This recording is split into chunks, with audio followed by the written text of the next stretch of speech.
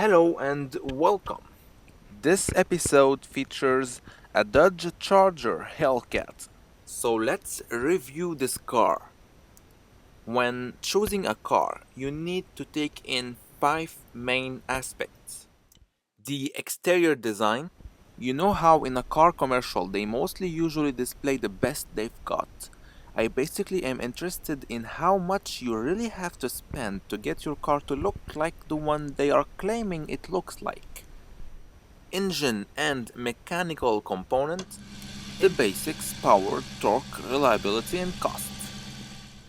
Interior and technological features, it usually always look the same from the top of the range car down to the cheapest model, but you still need to check the tech. How does it drive on the road? Even the most expensive of cars aren't the best to drive on an everyday basis. Finally, MSRP, overall option price, and warranty. Basically, let's talk about money. So let's start with the exterior design.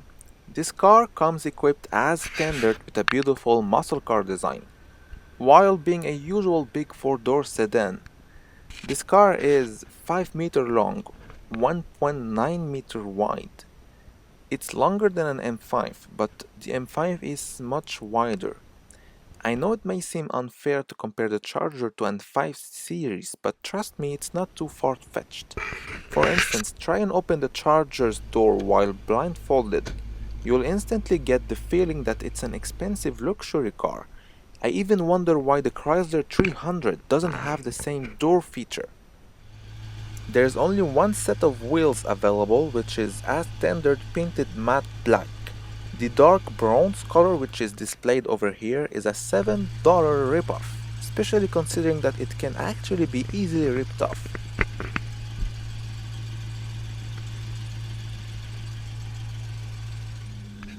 And right off factory there is multiple interesting colors available which aren't solely dark silver or white.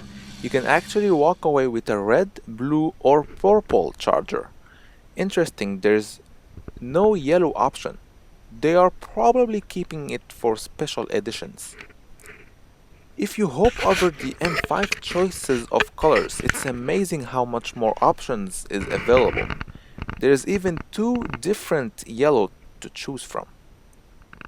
Now the engine and mechanical components. Inside the engine bay, you'll find a 6.2 liter V8 bolted under an 80-pound supercharger. All in all, it produces about 707 horsepower, available right at 6100 RPM. The torque figure is a bit lower with 650 torque, available right around 4100 RPM.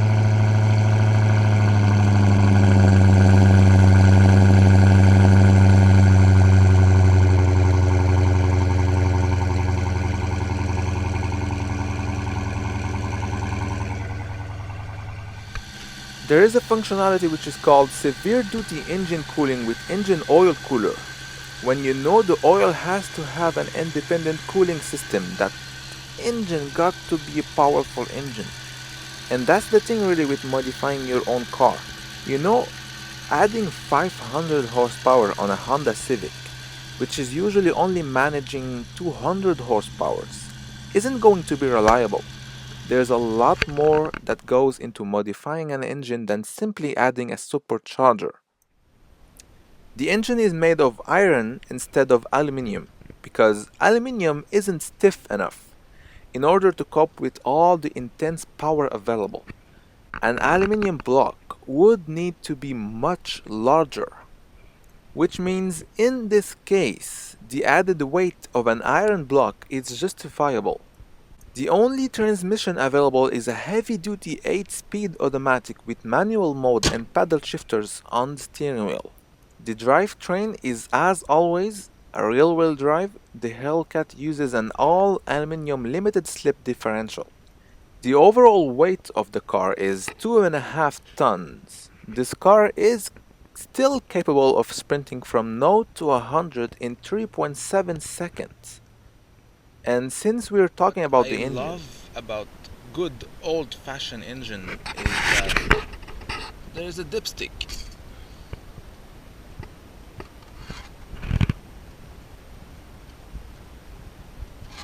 Oil is good. Perfect.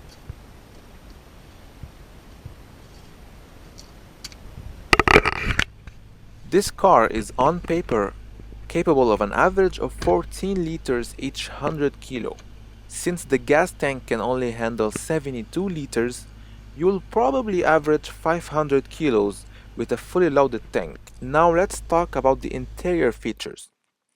As standard, you get the Laguna full leather seats and multiple HellCat badges. This car is seriously fully equipped. Nothing has been spared. Everything from heated seats, mirror and steering wheel. The front seats are also ventilated. There's two keys, black and red.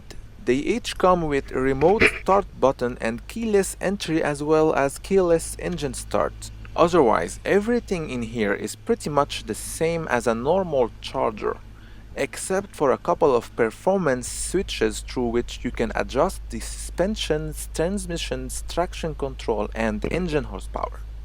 There's even a timer which tells you how fast you go from 0 to 100 kilometers an hour.